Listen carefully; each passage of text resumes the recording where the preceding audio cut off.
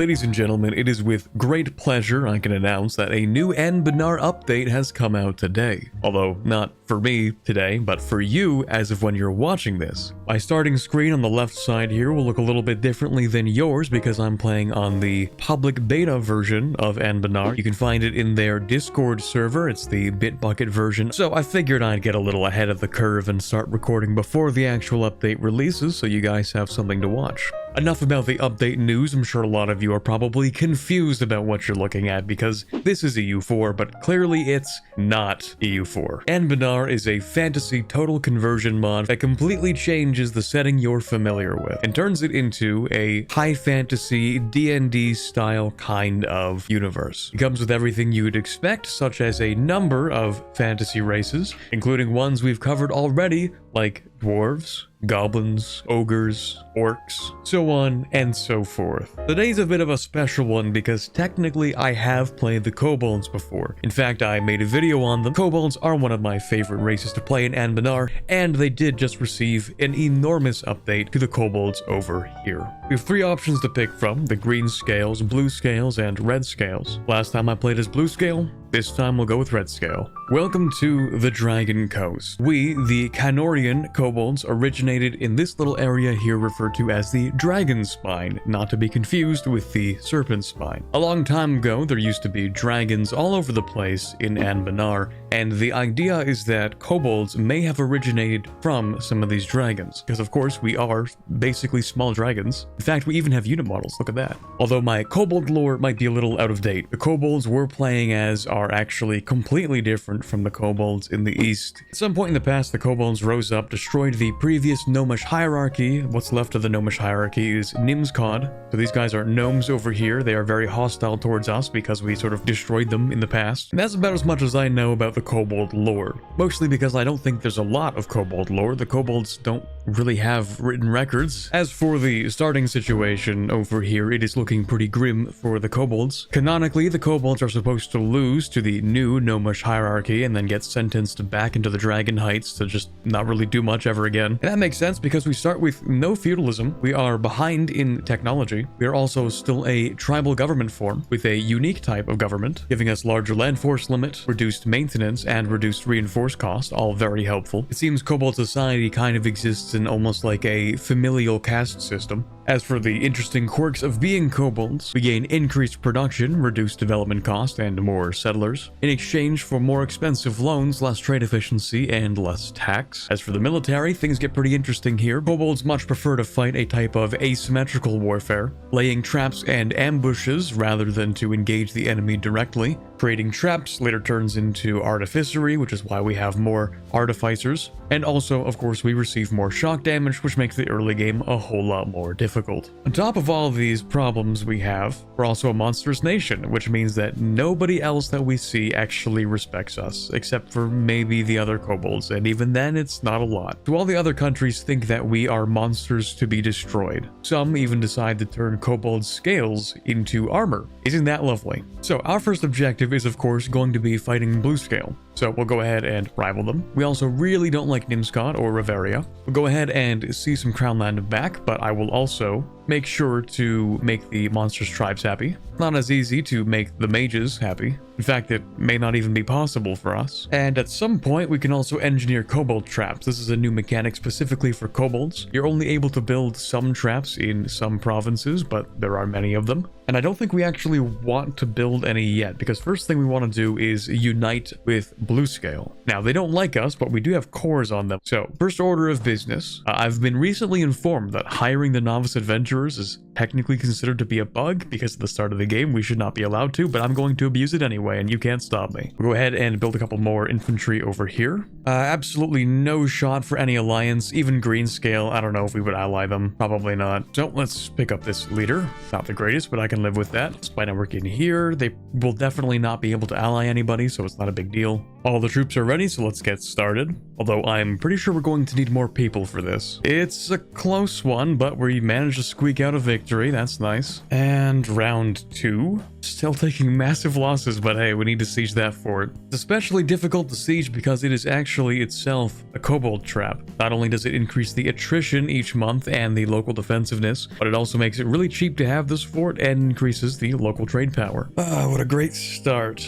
That's definitely what I needed like 2 years into the campaign. Cool. Forgot to mention we have a religion, which was also recently updated. According to the Kobold Dragon cult, if you just put enough gold in the Dragon Heights, then eventually the great ancient father of dragons, Malioth, will awaken. Will it actually happen? Who knows? This time we have our resounding victory. And there shouldn't be any other forts here except for the capital. Not that I think we'll even have to siege that. And there you have it, a 100% peace deal. I thought that it would be more difficult to annex these kobolds, but of course, because we're using a reconquest CB, that makes our cores cheaper, of which we have many. So that actually does allow us to take everything. And we finished the first of many new missions for the kobolds. I'll give you a quick TLDR of each of these missions. If you want to pause them, I will hover over each of them. According to this mission, the gnomes are attempting to chart our territory to try and get a map of the landscape, possibly so that they can figure out how to attack us. So the idea is maybe we should attack them first. Get 100 admin and a permanent claim on the Gnomish Pass. I didn't get a chance to mention this earlier, but the way our religion works is that we need to have enough aspects to have a ritual. Although we only have one unlocked at the beginning, our administrative aspect, we get to pick from these ones on this side. But if we want to be able to use all of our individual aspects, we'll have to perform a ritual. We can have our subjects make a donation to the Horde, or we can unlock some additional aspects, and I kind of like the idea of having yearly inflation reduction. I do tend to play with a lot of loans. Now we can build some more traps, and we actually do have to for this mission over here. We need a level 2 kobold trap. So by spending a little bit of manpower, we can go over to our menu here, either increase our trap mastery, or we can go ahead and just build some in the Dragon Coast. Specifically, we want to upgrade this trap for our mission. At level 2, it doesn't do too much extra, just doubles the local defensiveness, but more than doubles the local governing increase cost. More importantly, we get to finish this mission over here. This mission mentions a conversation between a red and a blue kobold. The red kobold criticizes the blue kobolds for pretty much staying inside the Dragon Heights, not really going out and exploring the rest of the world. And the blue kobold says, actually, no, we just figure out how to consolidate those ideas into like actual divinity or something. A counter argument is basically we have the Horde, so we know how to do things. This gives us permaclaims on all the kobold culture provinces in Western Canor. I think the only ones we don't have left would be the green kobolds. And of course, we also get 100 Diplo. Now to put this together, we will need to accept blue-scale kobolds as a culture. Pretty easy considering they just gave us 100 Diplo.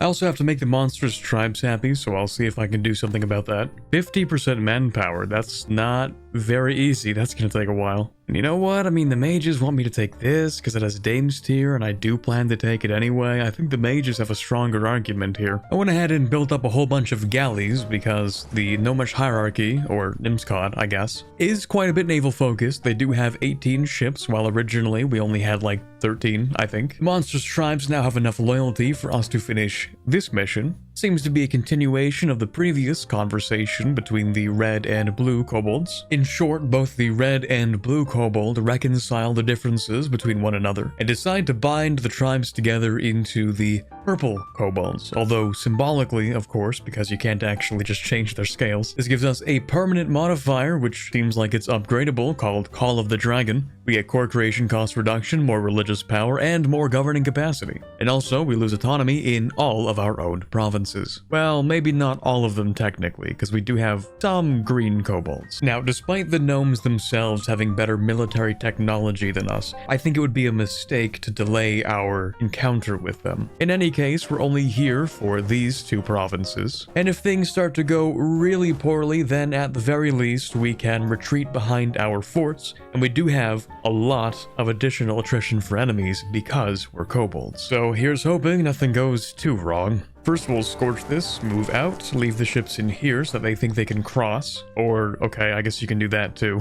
The gnomes should hemorrhage manpower on these forts, so we won't have to worry too much, but we might as well try and grab the strategic objective. Invite gnomish people from neighbors. Bro, kind of awkward timing. What is this? Redscale Kobolds causing a big hubbub. Okay, you know what? You're gonna contribute to the horde, thank you. Might be a little bit overkill, but can't be too careful when your enemy has Tech 4 at this point, dude. Yeah, it's not gonna be an easy one, but hey, at the very least, they are hemorrhaging manpower on that one fort. Almost 7,000 casualties just by sitting there. Hopefully, having nearly double the numbers will be enough. It was not.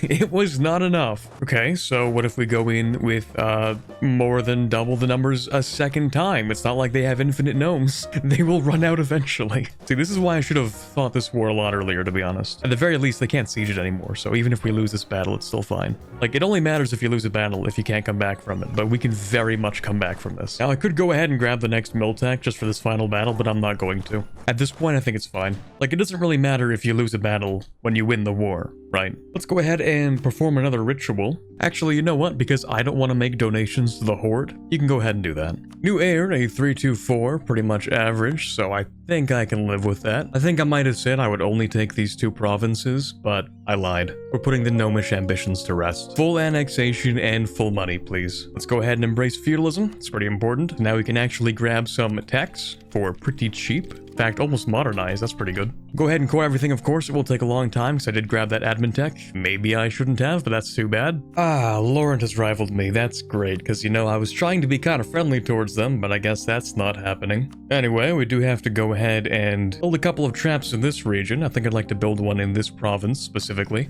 Okay, this is actually important. I was just gonna skip by this a bit, but no, I think this is kind of important. We have a guy, Zuck's Scale Singer, who likes to make traps. Usually they're not really that great, but this one could be good. If we fund him, then all of our traps gain more attrition for 10 years, and it will get us closer to increasing our mastery of trap making. Might not work, but that's fine, because the other option is that we could have things that are even worse. Well, it seems like it worked, because it did increase our progress towards mastery. Do another ritual, 200 ducats to the horde. That would be perfect, actually. Yes, please. Because now we can finish this off. This furthers the conversation between the blue and red kobold. The red kobold argues that we should probably fend for ourselves first before building up the horde to venerate the dragons. The blue kobold says, no, there will be no point to prioritizing ourselves if we do not venerate the dragons. So to that end, I actually will not take this yet, because I would like to build a tax building in this province here first, because it will be upgraded if I do that.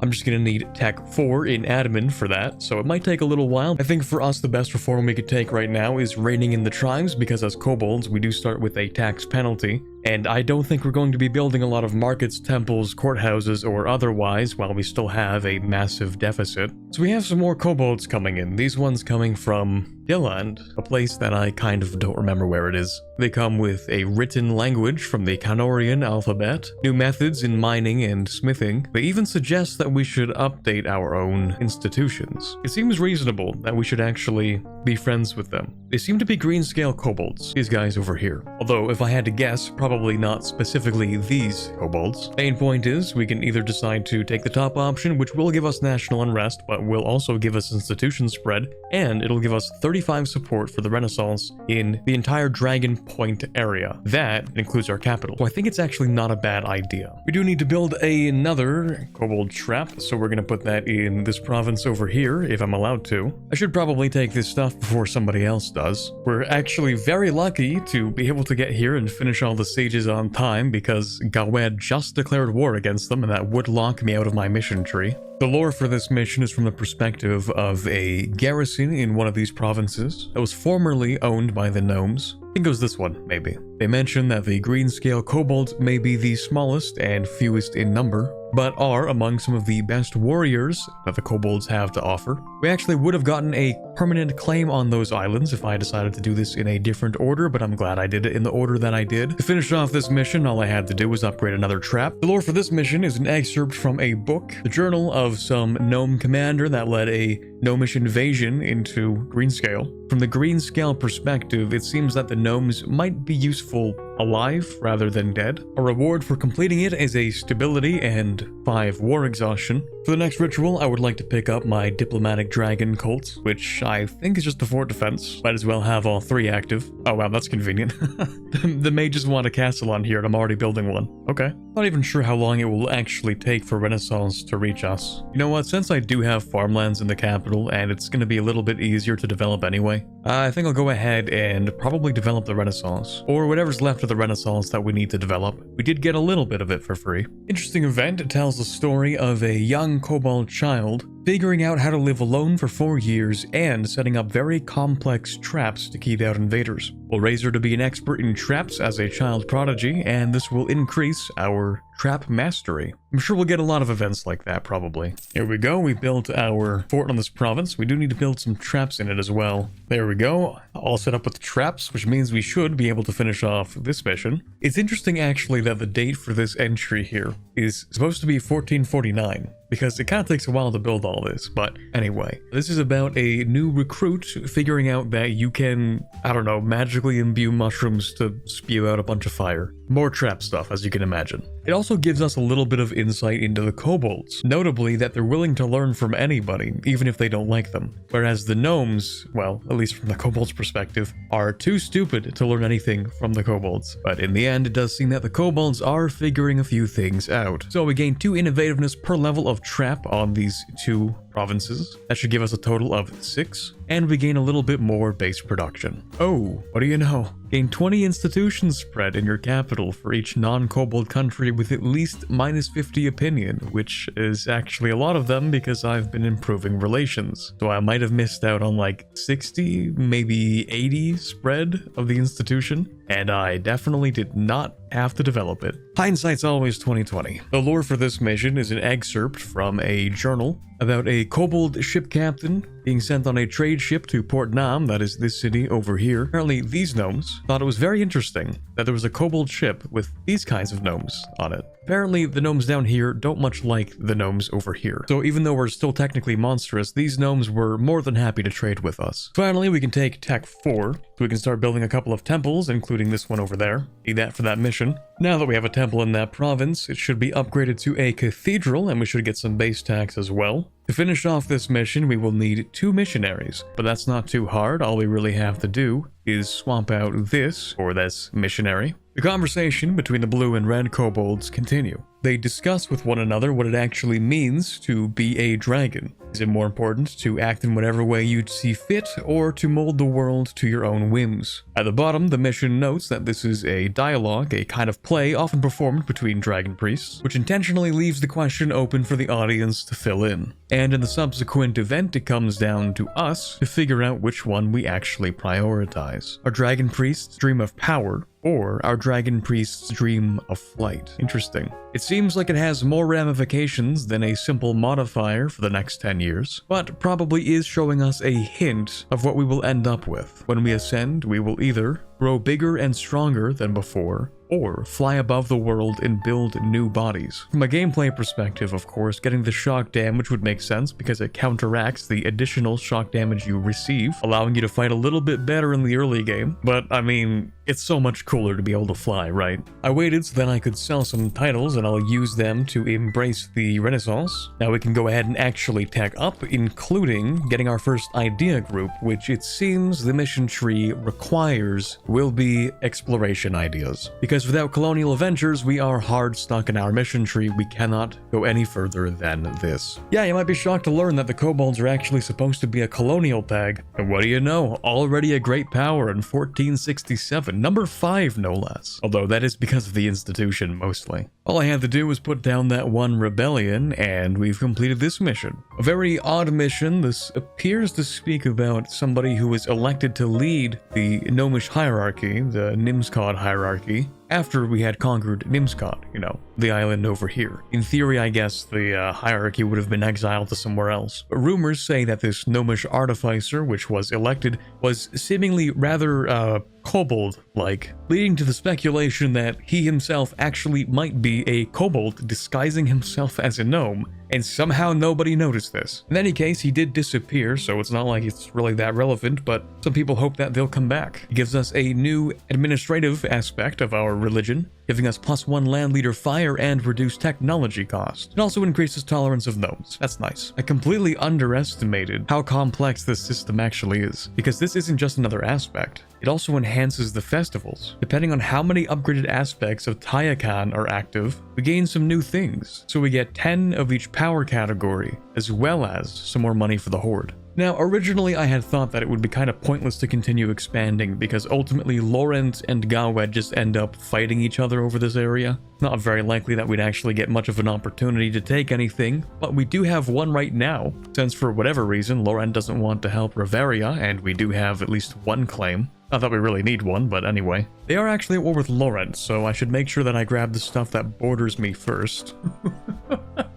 I'm sorry, what? Gawed personal union with Welair? I don't even know who that is. I can't even see who that is. That is so funny, but also terrifying, because Laurent is on the offensive, try and take Gawed as a personal union. And a Laurent-Gawed union? Oh boy. That would be like if the Angevin kingdom actually succeeded. Actually horrifying to think about. I sort of hope that doesn't happen. Potion for adventurers. And that increases the price of glass. Oh, that's perfect. Man, I love the little lore things that happen in Anbennar. Price of glass going up because adventurers want potion bottles. It makes sense and it's also kind of funny. Okay, so fortunately, it looks like Gawed is free. I don't even know why, but okay. More importantly, they're not a personal union of Laurent. That's good. Okay, let's grab our colonists so we can finish off that other mission. I really should have been colonizing or looking for stuff the whole time, doing a bit of exploration, but I didn't. Anyway, we do get some free settlers in some random island out in the middle of nowhere, and we get colonial range plus 50%, so maybe we actually can start exploring. We also get a mage privilege, magical exploration, giving us reduced native uprising chance, but of course we'll go ahead with the repression policy, as I always do to give myself a bit of a head start on the early colonial game. The lore for this mission is another journal entry, this time coming from a scribe on an expedition looking for Elandir.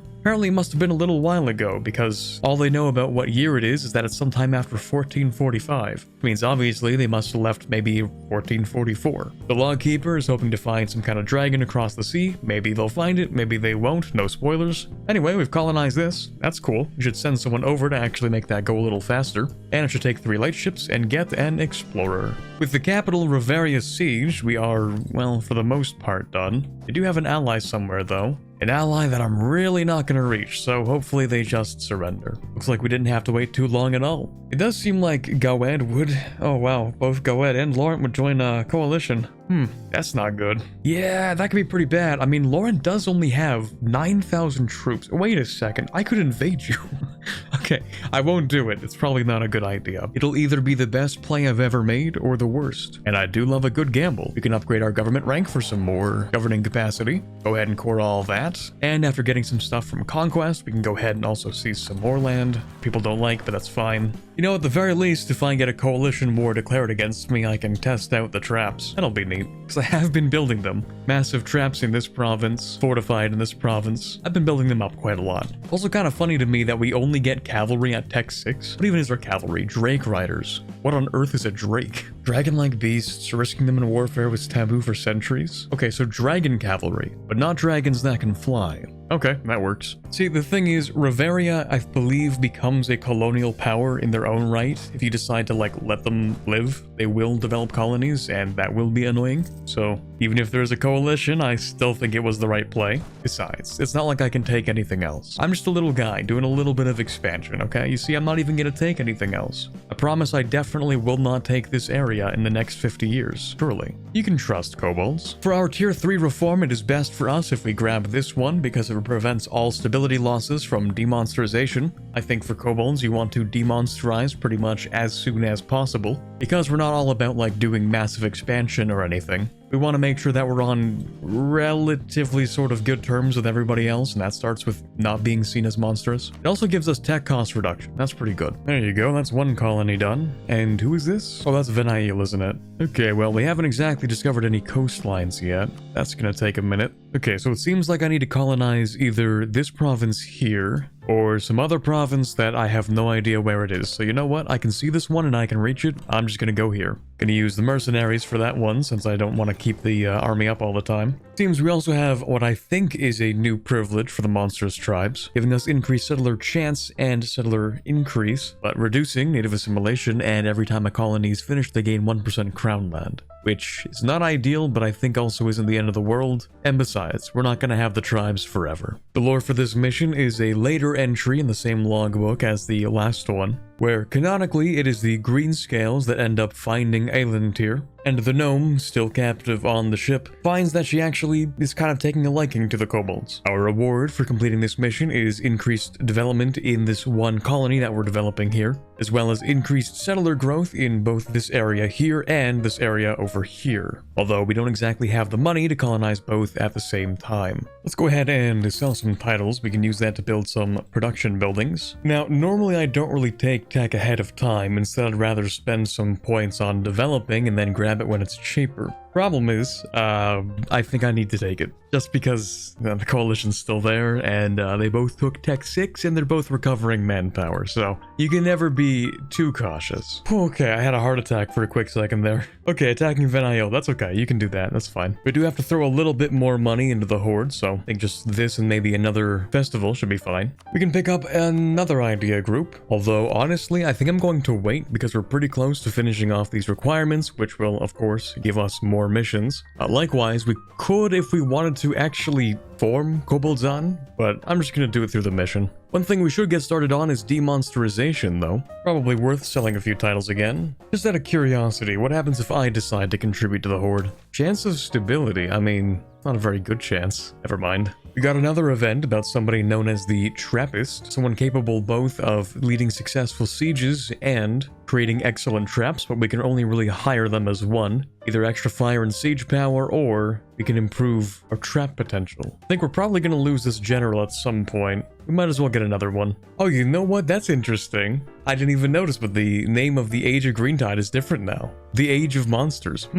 Anyway, we'll take higher developed colonies, of course. It's pretty much the only thing we'll be focusing on for a little while. Well, that and traps. I've been building a ton of traps, completely fortifying this province here. Also built some traps and a fort over here, same thing over here. Since traps make forts cheaper, I can just have like a whole bunch of them. Okay, I keep having heart attacks each time I get like some kind of incoming report about spies. Okay, you're not attacking me though. That's good. I think that's a good idea. I think you should remain not attacking me. Ooh, you know, I really thought I was out of the woods here. Guess I was wrong about that. Yeah, that's a lot of people. Well, you know what? We have been preparing for this exact moment. Just a real shame that it had to actually happen. Okay, well, you know what? I'm gonna go ahead and ask the mages to apply a broad ward. Things are gonna get interesting. Ah, a gift from Duran, thank you. Although you don't like me either, but that's fine. Okay, best I can do is bump this up to 135% defensiveness, and at the very least, this province is incredibly deadly, giving 5% attrition each month. In fact, when it reaches winter, it should be 7%, actually. So at the very least, they have to go through 2 month ticks to get 1 progress. If I do this correctly, then it could be devastating. Because now they should be trapped, unable to go back. The only other connection is to here. Oh, I should probably also swap that to defensive as soon as possible. Anyway, since we have a naval battle here, they shouldn't be able to move from this, which means if, it's kind of a big if, we win this battle, then that should be a stack wipe. Oh, apparently it's not that big of an if. They brought way too much cavalry with them. Honestly, not a bad start to the war, at least. See, they're even retreating on some of the forts, which means that they took that attrition for nothing. Ooh, I didn't expect that. Sometimes things just don't work? Uh-oh. Although, to be fair, it's not like in the most important province, and I think I'd probably prefer to keep some of my manpower, so that's okay. Alright, desperate times call for desperate measures. Let's go ahead and sell some titles. Once I've used all my professionalism, I'll hire a couple of mercenaries, and I do not want a 7% interest loan. Get out of here. See, on the bright side, we can see that Laurent is already down to 37,000 troops. The enemies have lost 83,000 2,000 men in total. That's good stuff. All right, scared them off the northern fort. That's good. Gonna keep on building up the army as much as I can because our next target will be here. Unless I can scare you off. I don't think I can. Okay, insane gamble coming up, but hopefully it works out. So we'll block off the strait, see if we can get a stack wipe off on here. That would be crazy. Not great rolls to start with, I will be honest, but looks like we're pulling it off in the end. Absolutely insane stack wipe, if I do say so myself. Oh, and perfect, looks like they're getting off that fort as well. This is great. In fact, if I can get another few stack wipes, we should be able to clean up this war pretty easily. Just gotta wait for them to take the bait again. And they are all too eager. A second time. You guys really have to stop yourselves. It's embarrassing. Oh, in fact, this is even better because they have to start all over. I can put the ships out and that's gonna be some massive attrition. Full 7%. Enjoy that. In the meantime, actually, since you're trapped on that island, I think I'll go and rescue my fort down here. Unfortunately, we did lose the one up here, but it is what it is. At least the fun part is that they don't actually get the fort or the traps. It will be easy to re-siege, but it is unfortunate. Oh, they don't even want to fight that. That's fair. How you feeling, Laurent? 17,000 troops? Yeah. Now the question is, do I want to fight that? Not too important. I didn't invest anything in it, but maybe. Maybe not. Oh, don't mind me, just moving through. I know I said I was gonna wait, finish this off, but that's gonna take a little bit and I have a few too many points, so screw it. I'm just going to assume we're supposed to go full colonial and I will pick up expansion ideas.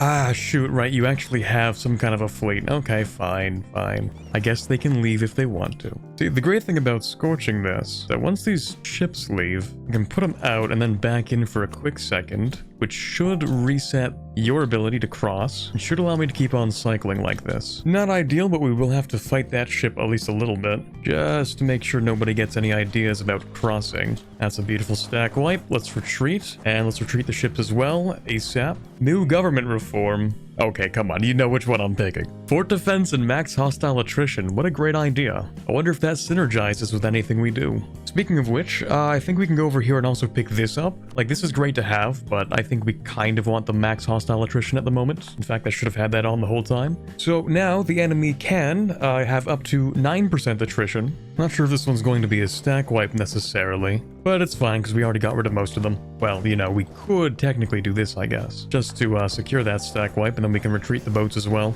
I did build a couple more galleys over here, so if I'm lucky, and you know what, actually, I don't need to be lucky, I should grab this for more combat width and naval morale. It's a tech which Gawed actually doesn't even have, and hopefully with my galleys, I should be able to break this blockade up here. There we go. Let me actually swap this out, the improved relations, for more fort defense. Anyway, main point is I should be able to bring these guys down to here and break out from this southern blockade as well, to give myself full control over the ocean again. A peace offer from somebody. Well.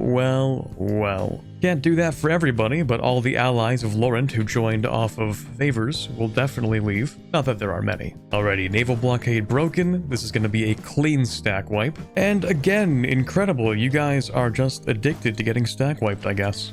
We don't judge on this channel. Okay, it happens. You get stack wiped once and it's too crazy. It's too new. Gotta keep getting stack wiped. That's fine. Let me just go ahead and crush the navies while I'm at it. Why not? Alright, I think that's pretty much naval supremacy secured. I mean, defensive supremacy obviously secured. Laurent is down to 0 manpower and 0 troops. What is this guy doing in the war still? You know what? I don't even want to let the Navy repair. There we go. Gosh, another stack wipe for free? You shouldn't have. That's so generous of you. Thank you. That's interesting. You seem to think that we're done here. No. You see, I do need war reparations for all the money I spent on this. Oh, you know what? Actually, this would be excellent right about now. Yeah. Let's go ahead and grab that. Hey, there we go. We are done with our colony over here, the last thing we needed for that mission. Yeah, we have a gold province there, so that would be nice for a crown colony. Gold does seem to be quite rare though, so it's not like we're going to get a whole lot of it.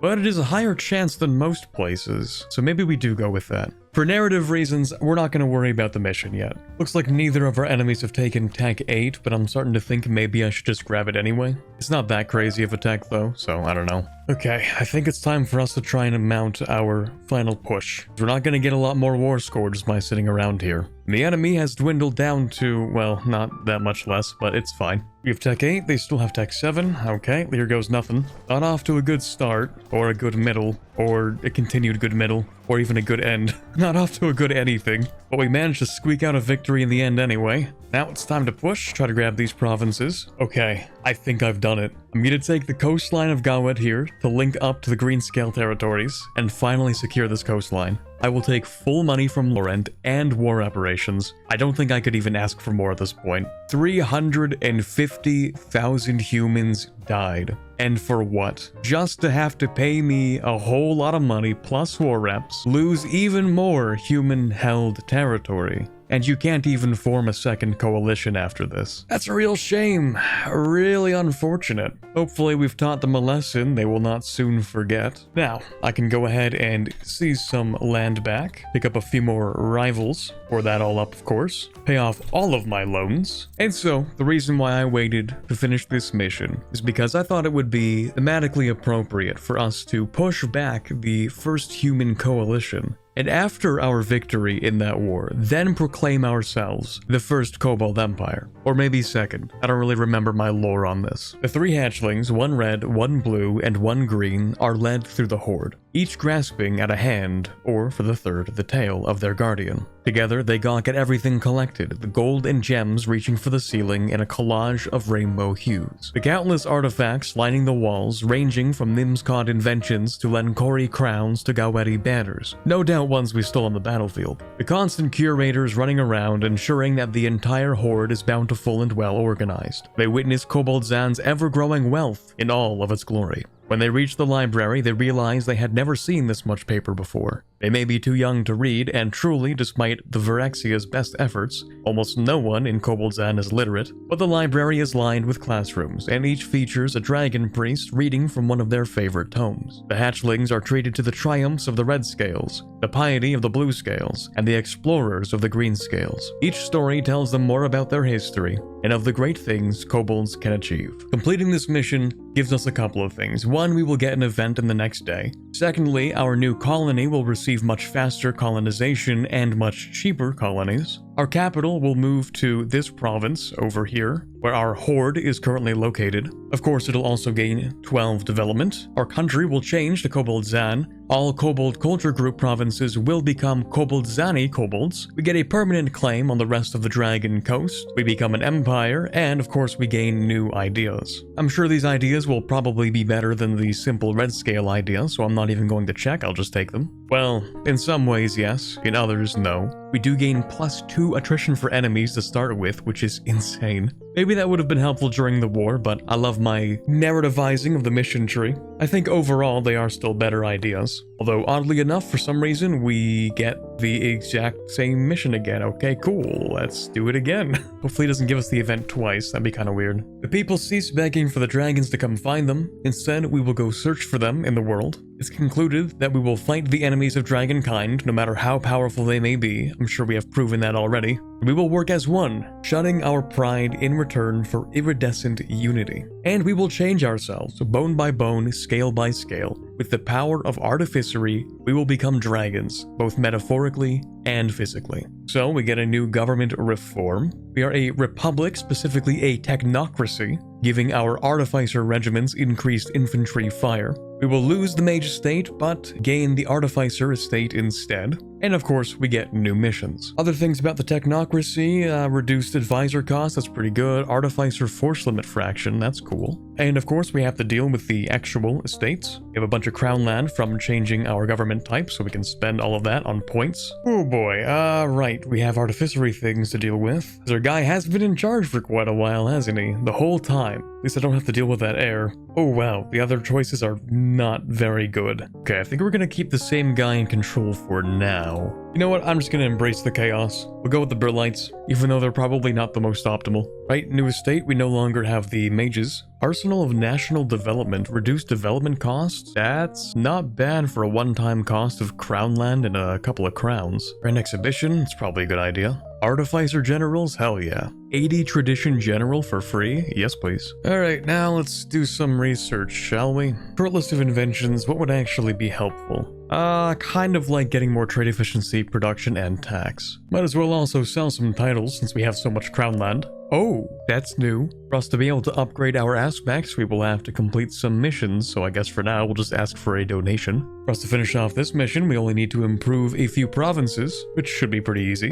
It seems our new system of government has created two factions, the Dragon Priests and the Artificers, as they both attempt to compete with one another to prove that they would be the better stewards of the nation. We'll start producing dyes in a couple of provinces, and for 50 years we will get reduced construction cost and construction time. Not bad. Plus a permanent claim on the Kobold Trap provinces. I guess that would be all of these, which is a pretty considerable number, actually. For our tier 2 reform, I think I'll go all in on the whole Kobold technocracy thing. Might as well go for the Council of Technocrats. It'll give us a parliament, technology will be 5% cheaper, and the artificers will gain influence. I think it'd be a good idea to go ahead and just start with election reform, seeing as we started with 50 Republican tradition. First seat, of course, will go to our capital. Then we can easily pass a bribe. I want stability or an advisor. It would be nice to have a half-cost advisor, but you're not half-cost, so stability, I guess, never mind. If I had to pick up a different age ability, I'd probably go with Justified Wars, to be honest. Okay, now that I've gotten those colonies done, I think I want to start making a colonial subject in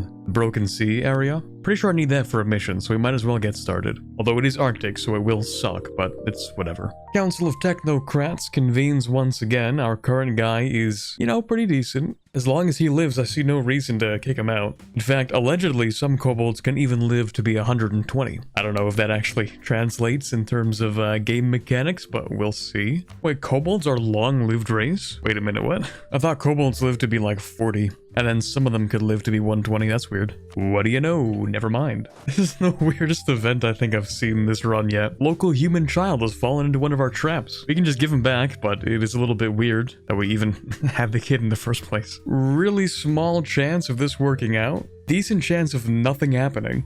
Weirdest possible options. So most likely nothing happens, but it could be really bad. You know what?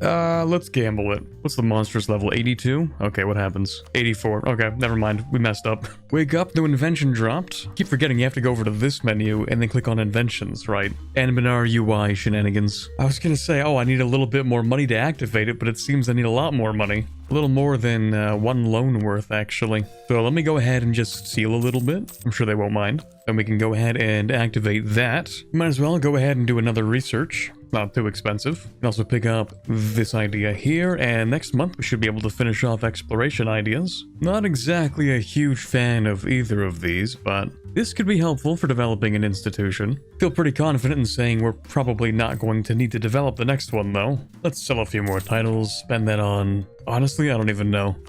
Maybe a mage tower in the capital when it's free. Oh, I can have a lot of artificers. Maybe I should restructure the army. Okay, I didn't actually think we were going to get anywhere with this, so I didn't mention any of the events along the way. But I believe this is one of those things that's similar to looking for the Fountain of Youth or El Dorado in the base game of EU4. So in this case, we gain 30 prestige and 200 crowns. The Elfin Bride, I think, is something to do with like these people over here, like a Yenic legend. And since I did put a conquistador in charge over here, I think that's how we found this. Well, actually, yeah, it's right here. That makes sense. Possibly entered the court of the Fae Queen, maybe. The Fae are kind of weird, magical creatures. Play a big role in the deep woods over here, but also over here. I wonder if they're connected to each other. Went ahead and hired a statesman so that I could formalize the separation of powers for yearly prestige and parliament debate backing chance. It's so weird. Okay, so I put these guys on rebel suppression, and I figure, okay, maybe they'll deal with this one in the middle for me, but no, they both immediately run away. That's so odd. Birth of colonialism. Wow, I wonder who could have spawned that one. Well, to be fair, Venail very well could have if they hadn't practically migrated. But I think out of everybody who has been doing colonialism, it's been pretty much just us. other than the occasional trade company or pirate republic. In this case, I don't think it really matters which of these we pick, although I don't think there are any benefits to having frequent elections, so might as well delay them. Oh no. Right, yeah. Hey, we get money, that's cool. Just, don't ask where it came from. Oh, what do you know, plus 20 global settler increase. That's crazy. For just 50 Diplo power, the equivalent of an entire idea that would normally cost 400. I mean, it's a good deal. Oh, what do you know, an actual dragon. That's curious, who could have seen that one coming? Having played an entire Gemradker playthrough recently, you know, I kind of knew this was gonna happen. A real, actual dragon, what do you know? We'll find Varlengalt and we shall worship him fully. We discover this area over here, and we become good friends with Palmvason. These guys also, I believe, worship that dragon. We also found a little something else. So, Castellar, you know, the guy, Castellos, ruler of the Regent Court, the main religion in Anbennar. Yeah, that guy's actually been dead for like 1,000 years. What do you know? Well, see, it doesn't affect us because we never actually worshipped him. That's gonna hit the Regent Court like a train, but that's actually not our problem, so spread the news. Alright, we can finish off exploration and expansion, meaning we can get reduced native uprising chance, bring it down to -100. So we don't actually need to have these guys here anymore, but I'm gonna keep them around anyway. New privilege unlocked. Probably won't use it right now, it's not too helpful, but we can research something else. Dragon scale plating, that seems topical. Reduced fire and shock damage received on artificer regiments, that's not too bad. Plus I'm pretty sure I need one of them. Dragon scale plating, yep, that counts. Okay, nice. Let's go ahead, sell some titles and see some land back. We're gonna use that money to fund our war against Gawed. War which we can declare in a couple of months. We're in some ways a little better prepared and in other ways a little worse prepared for this. Couldn't possibly be a tougher war than that coalition though. Ooh. That's quite nice. Would have been nice to have it a little earlier so I could finish my ideas cheaper, but that's fine. Okay, I think I'm gonna like these Artificer Generals. That's pretty good. You know what? The Artificers can have that guy. Not sure if I really even have to worry about draining their manpower on the sieges. Probably just attack them. Well, defend, I guess. Yeah, that's a lot of damage. Not bad at all. Even better, actually, if I can move up here and scare these guys off. Honestly, I don't think the manpower's that big of a deal. I'll just go ahead and grab colonists, that works. So interesting that the Horde is no longer really just about having gold. It's just like a bunch of other things. Random blueprints, iron swords, murals, flowers, just a bunch of random stuff. Anyway, a couple of the provinces in our caverns will change their good. We get a gold province, that's nice, with reduced monthly inflation and also a reduced chance of depletion, not bad. And I was right, not only was it a much easier war, but like drastically so. They've already lost around 100,000 people. You know what? I haven't even taken the next tech yet. I probably will do that. So, you know what? Let me go to the merchant guilds, ask for a little bit of money. I'll embrace the institution, pick up this tech, even though, yes, it's a little bit ahead of time, but I will get that innovativeness. Oh, buddy, come on. You should have remembered from last time. Well, thanks for the free stack wipe. Oh man, that's an accidental battle that I don't really want to be in. Should probably leave that, to be honest. Although still, man, those artificers punch way above their weight. Insane casualty ratios here. Alright, well, all I should have to do is siege like one fort, and then they should probably just fall apart. Problem is, it's actually not that easy to siege them either. Another colonial nation will go with another crown colony, why not? Actually, this is one of the requirements for this, except that you have lost your capital, making this a whole lot harder than it needed to be. Right, okay, well, I can still try to improve relations with Malaknar. They're just not going to have the same boon that we had with tribute to a dragon with these guys, but still doable. New artificer privilege to improve our artificer units. Decreased fire damage and shock damage, sounds good to me. I'll grab my extra stack wipe. I don't even know what I could siege at this point. Well, I could get some people out of the war, that's something. Artificer exo arms, or we could go with Viewcatcher. Viewcatcher doesn't seem that great.